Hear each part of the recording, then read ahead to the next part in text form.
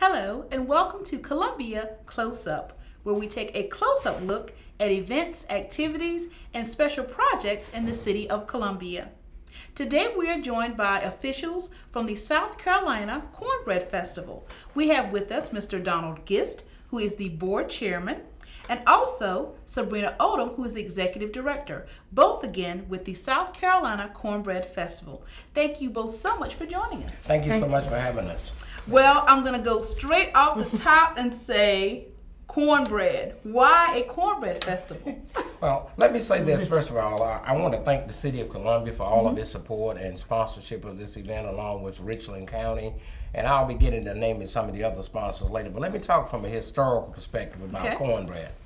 Cornbread and how the two people sitting here came up with this idea almost a year ago about sponsoring the Cornbread Festival.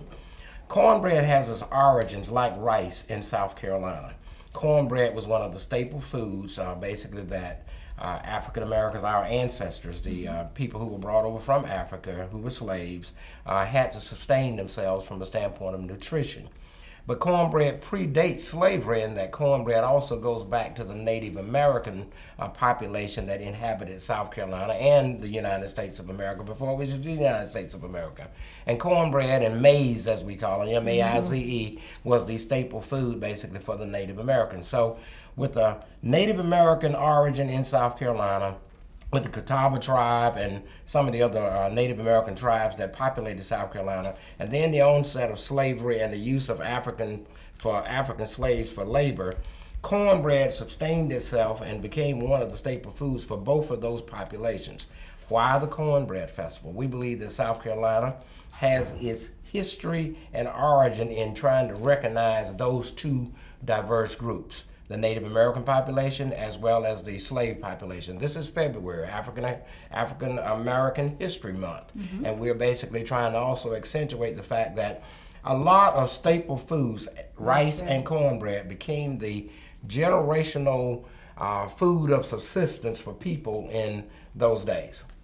Well, you know what? I don't think anybody expected a history lesson from cornbread, but that is so very interesting that you've taken something that has historical significance and now turned it into a festival that will be coming to the city of Columbia and being hosted in North Columbia. Yes, ma'am, and we're very pleased to sponsor this and be the originators. The North Columbia Business Association was founded back in 2009, and Sabrina Odom and myself, along with several of our board members, were the original charter members.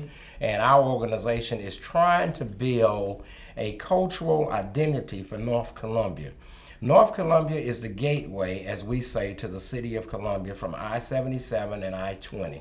It is the Pearl Avenue, as we're going to call it, from the standpoint of people having access to our great city. And we're trying to work to improve North Columbia, the climate, the culture, and also to attract industry and business to North Columbia because, one, it has an economic benefit for North Columbia, and also it has an economic benefit for the city of Columbia and Richland County.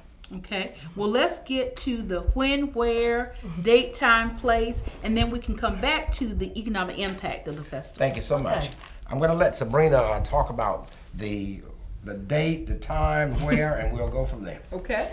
Okay, the Cornbread Festival will be happening on March the 2nd at Main and Newman. If everyone is not familiar, we're close to the Bank of America and close to Earlwood Park, and right across from the old Coca-Cola plant in that big field. And it will start, the gates will open at 10 a.m. and the gates will close at 10 p.m. We have a lot of activities going on. We have at 8 a.m., we have our Live Sugar-Free walk and 5K run with J.Anthony Brown and our own councilwoman, Tamika Isaac.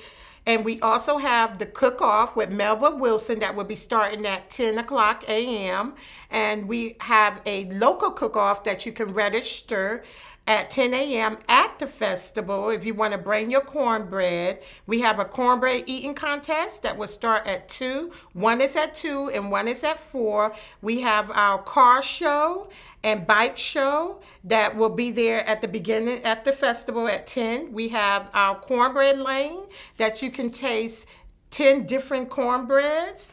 And we also have the Playland, the Corn Muffin Playland, where we will be having the pageant there and a variety of activities, amusement rides for the kids, and various mascot.